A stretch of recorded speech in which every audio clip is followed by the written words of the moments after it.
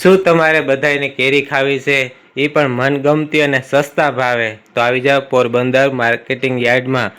આમ તો જો તમે બોક્સના ઢગલા પડ્યા, અનેક પ્રકારની વેરાયટી છે.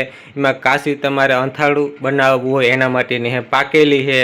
એમાં આ વર્ષે એક નવી વેરાયટી આવી છે પદ્માવતી કેરી ટાઈપની. એમાં તમારે અહીંથી જથ્થાબંધ લઈ જાવી હોય ને કંઈ ધંધો કરવો હોય તો કરી શકો. જો તો બોક્સ પડ્યા છે ચારી કોરા.